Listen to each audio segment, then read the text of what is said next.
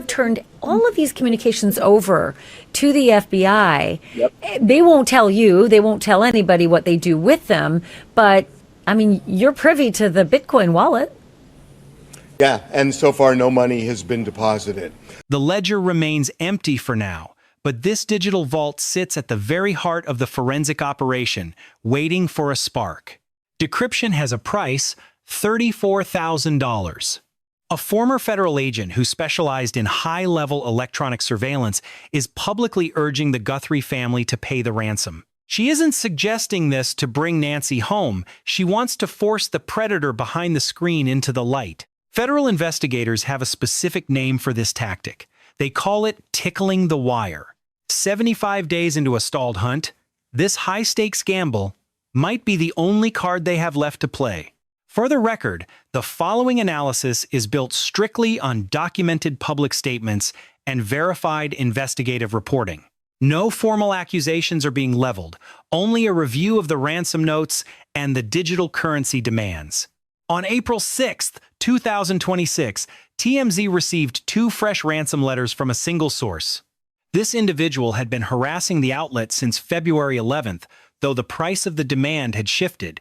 The new ask was half a Bitcoin, or $34,842.12. Payment was to be split, half for the location of the body and the remainder once an arrest is made. The note hit the wires the exact morning Savannah Guthrie returned to the Today Show anchor desk.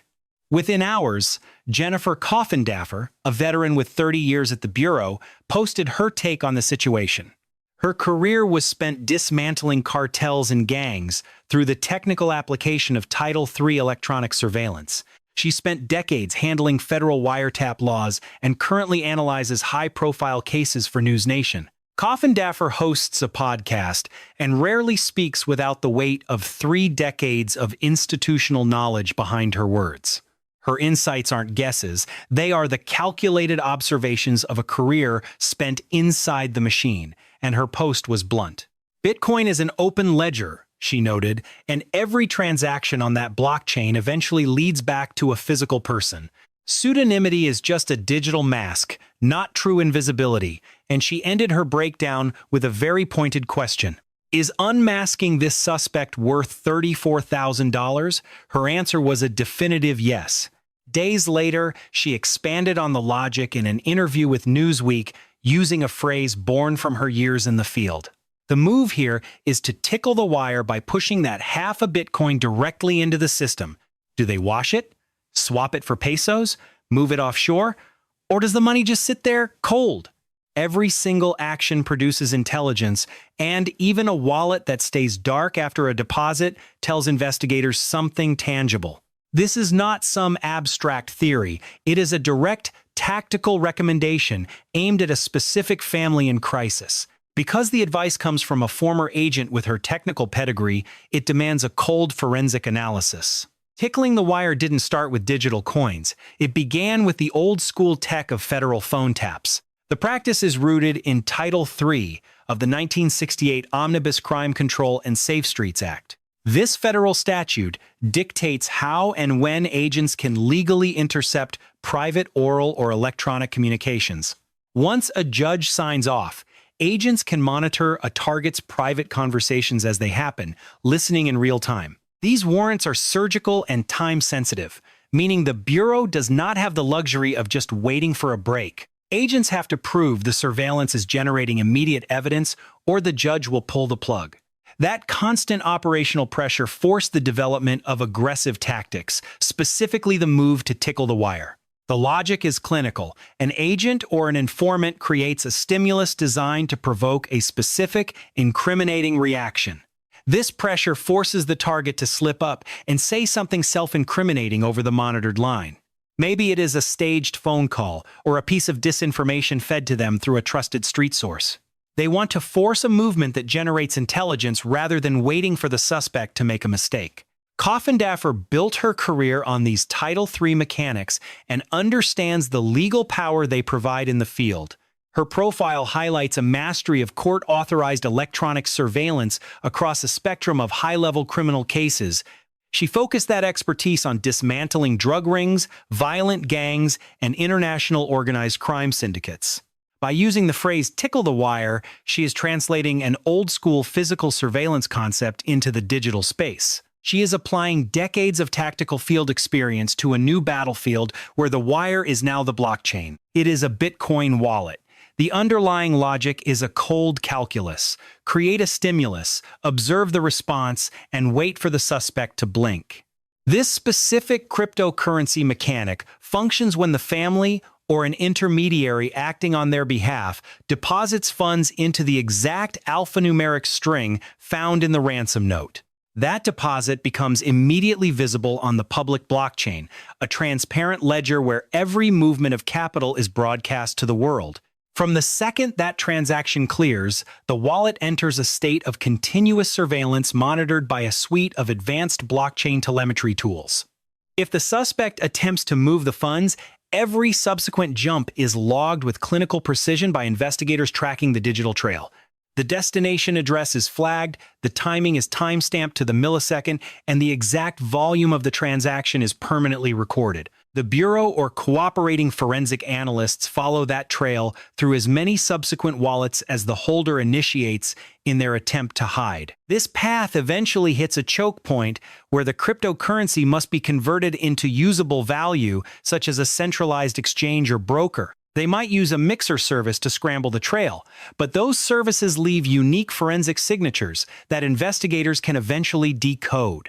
At these specific nodes, the identity of the wallet holder becomes discoverable through legal subpoenas served on the exchange or through pattern analysis. Investigators correlate these movements with other known data points, weaving together a digital profile of the suspect based on their financial behavior. While this process does not guarantee a name, none of these forensic techniques are possible if the wallet remains dormant and the funds never move. This is precisely why the initial deposit, the stimulus, is the required catalyst that starts the entire investigative chain for the federal agents involved. The proposal is straightforward in its execution. Trigger a reaction, watch the response, and extract whatever intelligence the outcome provides to the Bureau. What makes this tactic aggressive is the requirement for the family to actually transfer money to a person they will likely never identify. They must accept from the outset that the $34,000 is gone forever, regardless of whether the trace leads to a suspect. Understanding why Jennifer Coffindaffer supports this non-traditional proposal requires an analysis of who she believes is operating on the other end of the line. She is convinced the author of the notes is not the kidnapper and has repeated this assessment across multiple public platforms and news outlets. In her Newsweek interview regarding the tickling the wire tactic, she stated the individual behind these demands is almost certainly a predatory scammer. Her logic focuses on a detail most media coverage has overlooked. The Guthrie family has offered a $1 million reward for information. The FBI has posted an additional $100,000 reward, bringing the total available payout to $1,100,000. Anyone with credible information could process their claim through official law enforcement channels and receive the full protection that these reward processes carry. The person sending these ransom notes is not pursuing that massive payout, asking instead for a relatively small sum of $34,000. Coffindaffer's analysis is sharp. A person with legitimate knowledge of Nancy's location would naturally go for the life-changing $1 million reward. An extortionist with no real information, only the ability to craft a convincing letter, would demand cryptocurrency because the transaction is nearly instantaneous for them. Cryptocurrency does not require identity verification at the point of receipt and creates no legal or physical obligation for the sender to deliver anything. In her assessment, the sender is a parasite, exploiting the public grief of a devastated family in hopes of securing a quick, anonymous payday. She has labeled them as nothing more than extortionists and scammers, using her platform to highlight the predatory nature of these specific ransom demands. In one post on X, she called the sender a pathetic wacko who is intentionally torturing the family following Savannah's appearance on The Today Show. The notes themselves provide evidence for her theory, as the sender has repeatedly contradicted their own claims across the span of several messages. One initial note claimed that Nancy Guthrie was alive and being held in the Mexican state of Sonora by a group of unknown captors. Another letter pivoted completely, claiming she was dead and offering to provide the coordinates of the burial site in exchange for the Bitcoin. A third message insisted the sender had no involvement in the abduction and had actually been living outside the United States for 5 years. No two communications present a consistent narrative of the crime, and every single claim made by the sender remains entirely unverifiable by investigators. They have never offered proof of life, evidence of death, or any insider details that could be cross-referenced against the secret files of the FBI. Coffindaffer's proposal is not aimed at solving the kidnapping itself, but rather at identifying the person who is psychologically torturing the Guthrie family. She stated plainly on X that whether the sender was involved in the abduction or not, the goal is to get the perpetrators caught. She is pushing for a tactical maneuver that might not lead to Nancy Guthrie at all, focusing instead on unmasking a dangerous extortionist. To her, identifying the person responsible for this secondary trauma is worth the $34,000 price tag attached to the Bitcoin wallet. On her podcast, Break the Case, she turned this proposal into a direct query for her audience regarding the morality of the payment.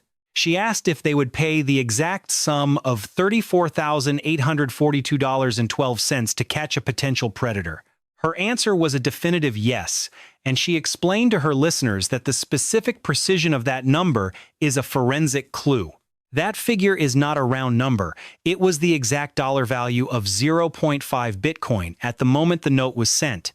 This level of precision suggests the sender was watching exchange rates with clinical focus, calculating the dollar target, and working backwards to the Bitcoin amount. Either way, the suspect was tracking the fluctuations of the market in real time, proving they were focused on the payday above all else. This specific digital footprint identifies a target already familiar with crypto markets, providing a vital piece of forensic profiling data. Coffindaffer's strategic calculus isn't built for federal budgets. It targets the personal ledger of high-profile anchor Savannah Guthrie.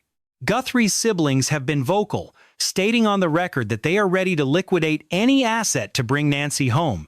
Back in February, a video message made the family's offer plain.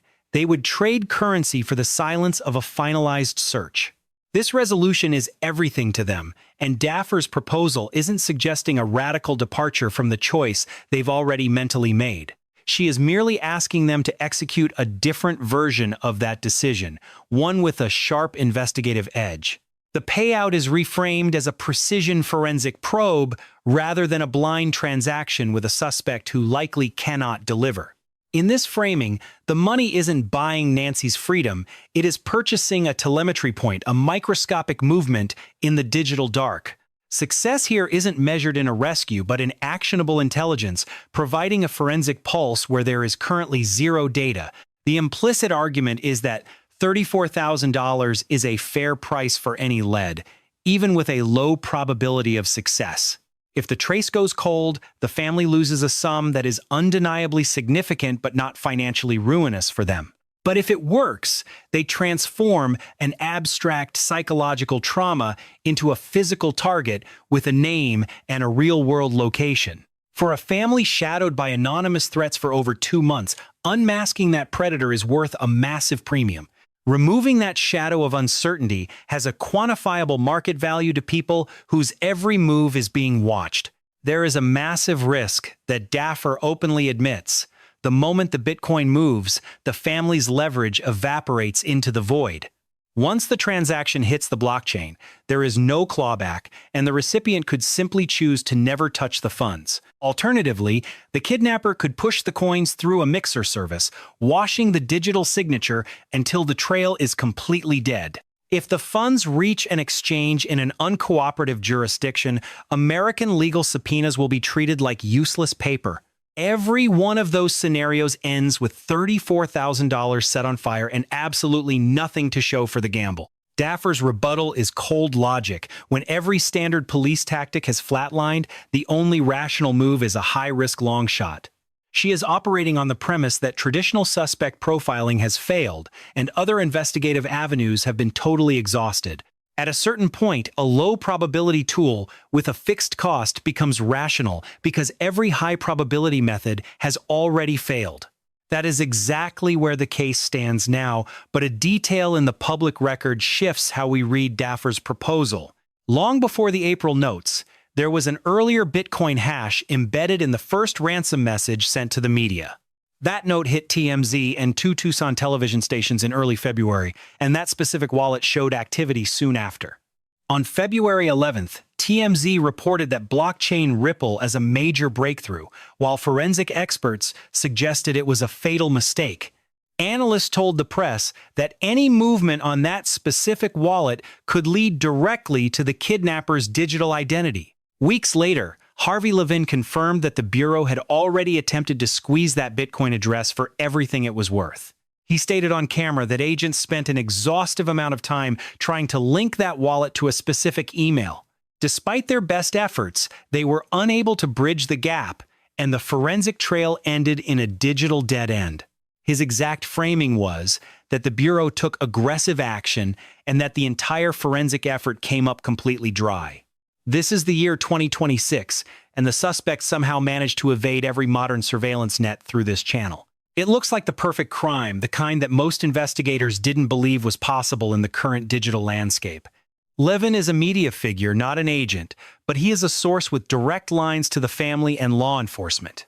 He is in the room for these briefings and wouldn't stake his reputation on a claim this specific if it weren't true. He knows he has to be professionally cautious about making these statements publicly unless he knows they are fully substantiated. If his reporting holds up, the first Bitcoin address has already been scrubbed by every tool the feds possess. That forensic effort failed to produce an identification, which radically changes the context for what Coffindaffer is suggesting. She isn't advocating for a tactic that has never been attempted. She is suggesting it be tried again elsewhere. She wants to pivot the hunt to the second wallet connected to the latest round of ransom notes. Those April 6th messages demanded a split payment half up front, and the remainder only after a public arrest is finalized. Since the first lead is a dry well, this second wallet represents a new digital surface that hasn't been contaminated yet. It's a clean slate, a wallet that hasn't been tested with a deposit and whose holder hasn't moved any funds. That is the specific forensic target that Coffindaffer's proposal is designed to hit with surgical precision. That is the pinpoint where the entire investigation is now being forced to gamble everything on a single transaction. Levin's analysis suggests a grimmer reality, regardless of the specific terminology she employs during her debrief.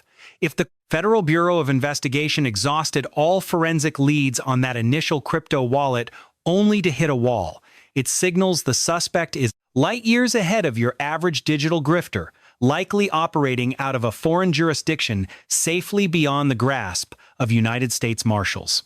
These actors typically utilize offshore exchanges that ignore Department of Justice subpoenas, or perhaps they meticulously constructed their digital footprint using a stolen identity or a burner account designed to kill a forensic trail instantly.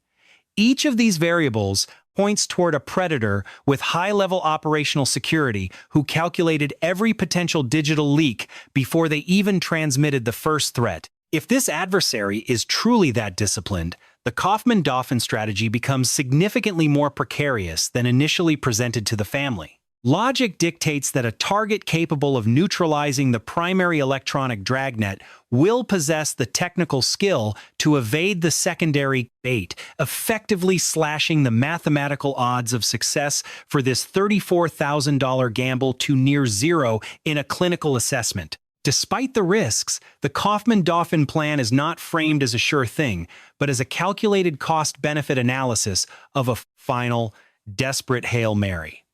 The underlying forensic mechanics of this trap rely on a specific characteristic of the Bitcoin blockchain that Bitcoin is widely misunderstood. It is not truly anonymous, but merely pseudonymous, a distinction that matters. Those terms carry radically different legal weights because anonymity implies a total lack of identifiers, whereas pseudonymity allows tracking via an alias, specifically a unique wallet address comprised of an alphanumeric string that acts as a permanent, searchable digital signature for the user's entire financial history. Every single movement of value is permanently etched onto a public ledger that investigators can scrub for telemetry data at any time. This record does not live on a private corporate server, but is decentralized across tens of thousands of nodes globally, updating in real time, which allows anyone with basic web access to inspect the movement of funds. A detective can isolate a specific wallet and map out every incoming transfer, every outgoing payment, and every connection to other criminal entities involved in the chain. The radical transparency of the system is absolute, leaving only one dark corner in the investigative process: the physical identity of the individual holding the private key required to authorize transactions from that specific digital vault. Bridging that identity gap is the central challenge for the Federal Bureau of Investigation, yet it also represents the ultimate opportunity for capturing a suspect, because that gap narrows every single time an illicit wallet interacts with the regulated global banking infrastructure.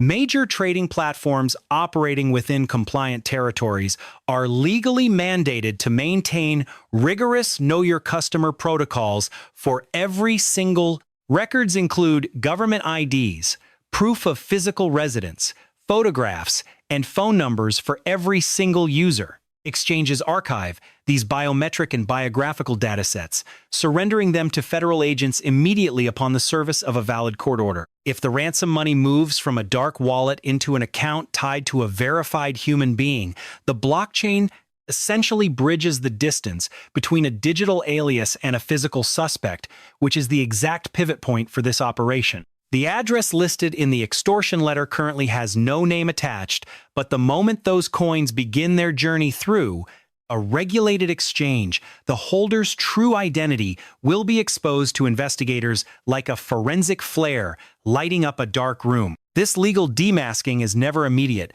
It hinges entirely on the active cooperation of the exchange and the speed of legal processing. It further demands that the exchange sits within a country that honors United States subpoenas, which is a significant hurdle. Furthermore, the person on the account must be the actual perpetrator rather than a victim whose credentials were stolen for this specific purpose. Every link in this evidentiary chain must remain intact for a name to materialize, or the hunt. A mixer service fragments the trail, while non-compliant exchanges refuse to honor any legal process.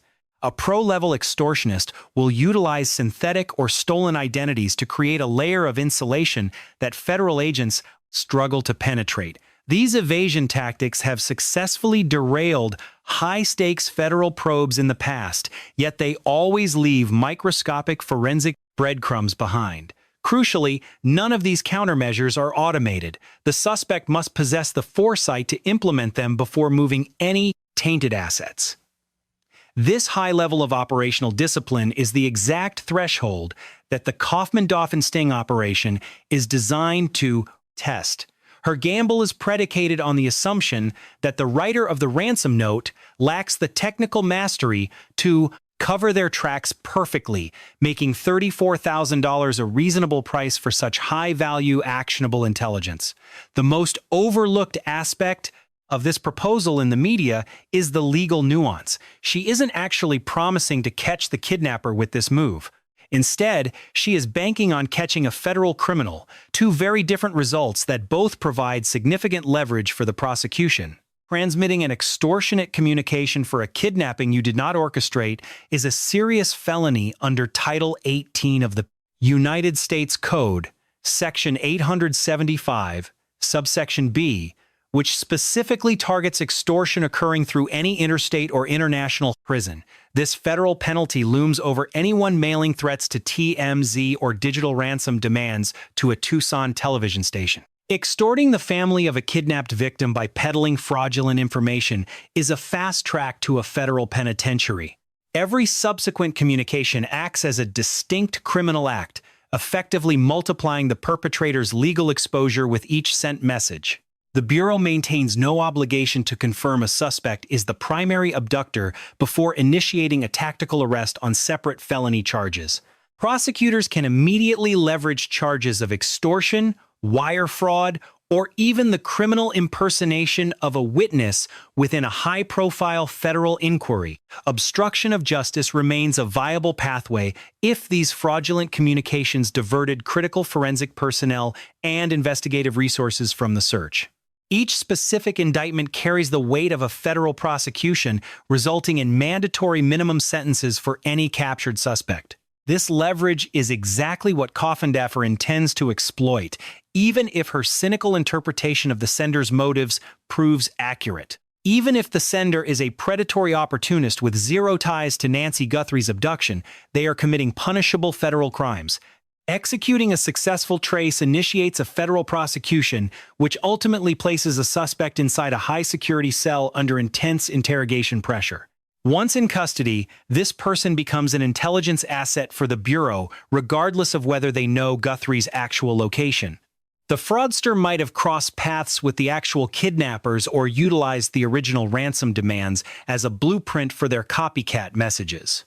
They might possess peripheral data harvested from encrypted channels that the primary investigative team has not yet mapped or infiltrated. Identifying the perpetrator is the only way to transform these theoretical leads into actionable tactical intelligence. Identification relies entirely on the digital wallet producing a trace, which only occurs if the Bureau forces a fund transfer. A strategic deposit forces the holder to interact with the blockchain, triggering the telemetry required to expose their location. This is an indirect operational strategy that effectively weaponizes anonymous digital harassment into an identifiable human target for forensic teams. Once identified, the suspect can be detained, thoroughly interviewed, and psychologically pressured to cooperate as a government informant against more dangerous actors.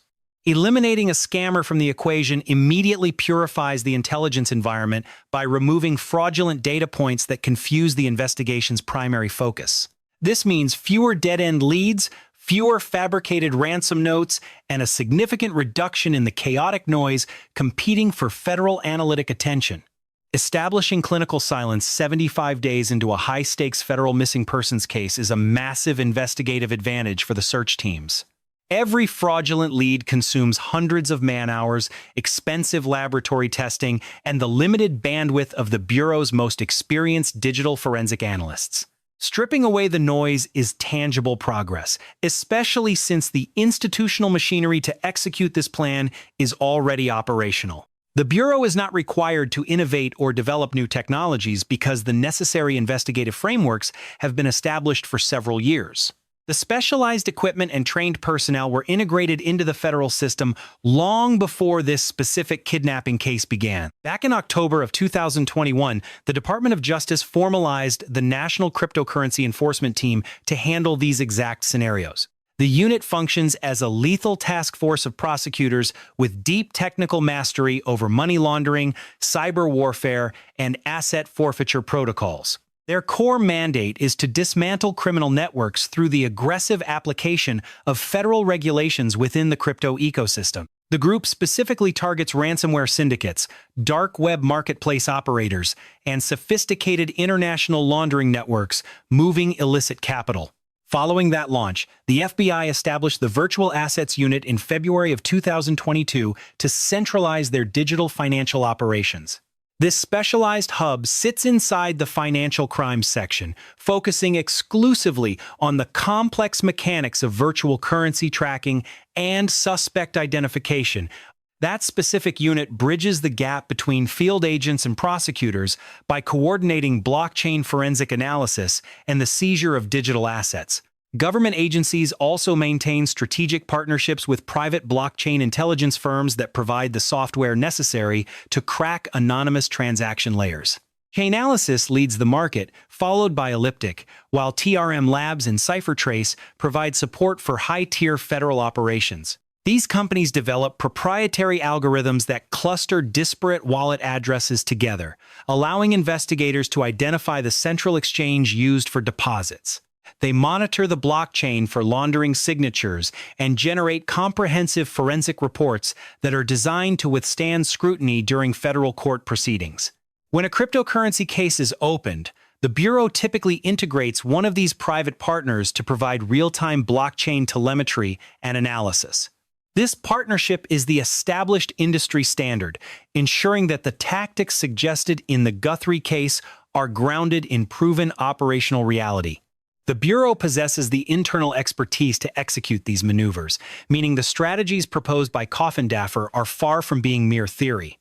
They have access to contractors who have navigated every significant Bitcoin-related federal investigation over the past 10 years. Federal investigators have the legal standing to issue subpoenas to any exchange operating domestically or within foreign jurisdictions that host digital assets. Using mutual legal assistance treaties, the government has successfully clawed back stolen funds in cases significantly more complicated than the Guthrie disappearance. The primary bottleneck in the Guthrie investigation is not a lack of technical capability or forensic tools at the Bureau's disposal.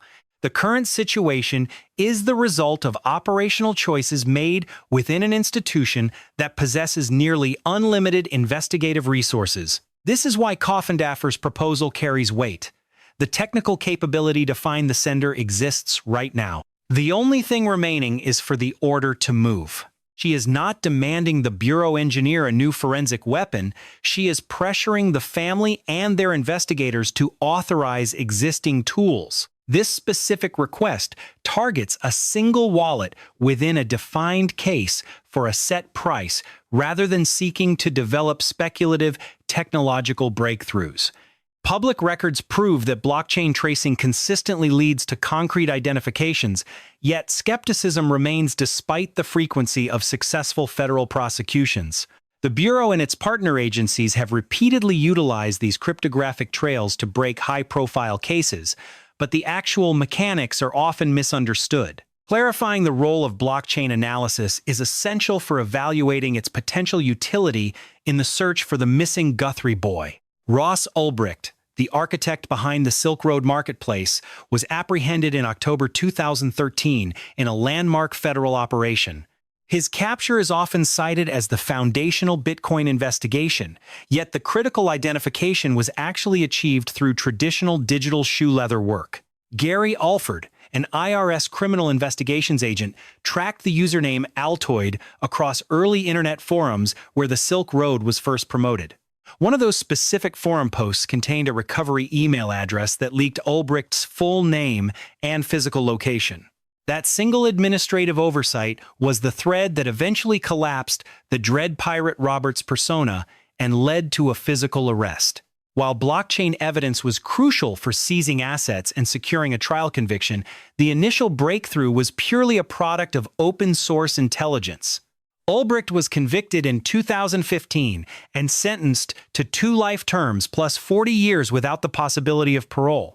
In January 2025, President Trump granted Ulbricht a full pardon, resulting in his release after 11 years in a federal facility. The 2021 Colonial Pipeline ransomware breach serves as a much cleaner example of what blockchain telemetry can achieve under the right conditions. The ransomware group known as DarkSide successfully extorted 75 Bitcoin, but they could not hide the movement of those funds forever. Within a few weeks, the Justice Department announced the recovery of 63.7 Bitcoin, which represented the vast majority of the original payment. The Bureau successfully obtained the private key to the specific wallet holding the extorted funds, allowing them to seize the digital assets directly. Forensic analysis tracked the hop-by-hop movement of the payment across the DarkSide affiliate network until it reached a vulnerable consolidation point. At that specific node, investigators were able to acquire the necessary cryptographic key and move the funds into permanent federal custody. This recovery was widely cited by government officials as a maturation point for federal cryptocurrency capabilities and forensic reach. The Welcome to Video investigation, announced in October 2019, is frequently framed as a pure victory for ledger tracing. The reality of the case is more nuanced because the operator, Jong-Woo Sun, was identified through a catastrophic configuration error. Investigators simply examined the site's homepage and selected the View Page Source option, which exposed the server's unmasked IP address. That raw IP led agents directly to a server sitting in Sun's bedroom in South Korea, resulting in his arrest in March 2018. Blockchain analysis was instrumental in this investigation, but its primary utility was on the user side rather than the operator identification. 337 site users were identified across multiple jurisdictions through their Bitcoin payments, which were traced to exchange accounts. These individuals were caught because they sent funds from accounts held under their real names, providing investigators with a direct link to their identities. The Bitfinex recovery in February 2022 involved the arrest of Ilya Lichtenstein and Heather Morgan for a 2016 hack. This operation stands as the largest financial seizure in Justice Department history, with agents recovering $3.6 billion in Bitcoin. The identification of Lichtenstein and Morgan was not the result of a cryptographic breakthrough, but rather a trail of mundane digital breadcrumbs. Agents tracked a single Walmart gift card, redeemed through a mobile app, and connected that transaction to an account in Heather Morgan's name. That link provided the legal standing for a search warrant targeting the couple's home and their various cloud storage accounts. Inside that cloud storage, investigators discovered a decrypted file containing a master list of wallet addresses and their corresponding private keys. This file was the essential piece of evidence that allowed the government to seize the stolen funds and move them into a secure vault. Blockchain analysis provided the necessary groundwork, but the final breakthrough required a combination of gift card, telemetry, and a physical search. A consistent pattern emerges across these cases. Blockchain analysis acts as a force multiplier rather than a standalone mechanism for identification. The technology works most effectively when it is integrated with traditional techniques like search warrants, device forensics, and exchange cooperation. The proposal for the Guthrie case relies on this same forensic synergy where a single deposit starts the traceable chain of events. Every digital trace must eventually land at a conversion point or an exchange where traditional legal processes can unmask the account holder. While blockchain analysis is mandatory for the first step of the hunt, it is rarely sufficient to complete the second step of identification. We are now 75 days into the federal disappearance investigation, which is a critical temporal threshold for any missing person case. This is the specific window within which complex cases either produce an immediate charging decision or transition into a long-term operational phase. The Guthrie investigation has not yet reached that turning point, leaving the family and the public in a state of high-stakes uncertainty. Every passing hour increases the pressure on investigators to deploy every available tool before the digital and physical trails go cold. The window for a clean recovery is closing fast as the investigation enters its third month with no suspect in custody. The case file currently lacks a named suspect or a public arrest, yet the investigation has compiled a massive evidentiary foundation. High-definition doorbell footage captured a masked, armed assailant at the threshold, while forensics identified significant blood spatter patterns and hemoglobin deposits on the porch. Technicians extracted high-yield biological material from a black glove recovered 2 miles away, and that DNA profile is currently being cross-referenced against the National CODIS database. Investigators have shifted their focus toward digital supply chain telemetry, scrutinizing purchase records and regional inventory for the specific backpack and tactical gear seen in the footage. Surveillance assets allowed technicians to trace specific items to Walmart locations near Tucson, though the case currently lacks the definitive proof required for a formal prosecution. Public records show no match for the DNA recovered from the glove, and the figure in the footage has not been connected to a specific individual despite the forensic processing. The retail leads from the Walmart trace have not produced a public breakthrough, and the Bitcoin wallet associated with the initial ransom demand is functionally dead as a lead. If Harvey Levin's public assertions are factual, the digital trail of that specific cryptocurrency wallet is exhausted, yet these unresolved threads do not mean the investigation has stalled. Each open lead represents an active front where the Pima County Sheriff's Department and the Federal Bureau of Investigation continue to coordinate forensic and technical resources. The Pima County Sheriff's Department leads the effort with support from the FBI, and all tips are being prioritized and passed directly to the primary detectives. Federal support is managed through the Phoenix Field Office, and the Bureau's Virtual Assets Unit has likely monitored the ransom wallet's blockchain activity since the first note surfaced. The 75-day mark is significant for what it lacks. There has been no ransom communication from any party capable of providing a verifiable proof of life for Nancy Guthrie. The notes sent in February and April appear to originate from the same source, a sender who investigator Jennifer Coffindaffer believes is almost certainly not the actual kidnapper. This raises a critical question. If the actual abductor has not tried to extract a ransom from the family, what does that imply about the motive for the crime? A kidnapping that never produces a credible ransom demand is categorized differently by law enforcement than cases where demands arrive from a verifiable, legitimate source. The absence of these demands has led multiple experts, including Coffindaffer, to argue that Nancy did not survive the abduction, leaving the kidnappers with no proof of life. This grim theory suggests that the scammer sending notes to TMZ is merely exploiting a gap left by the kidnappers, filling the silence with demands that sound plausible. The extortionist knows the family is desperate and that the press will cover every demand, which creates a secondary investigative target for the federal agents on the case. This brings the analysis back to the current proposal because whether the victim is alive or gone, the scammer is still actively communicating via digital notes. The scammer is the one the $34,000 might actually reach, and the proposal reduces to a single question directed at the Guthrie family. Is $34,000 an acceptable price to identify the person who has been sending these ransom notes for over 2 months? Coffindaffer thinks so, and she has advocated for this tactic on her verified public account and in a Newsweek interview with her own byline attached.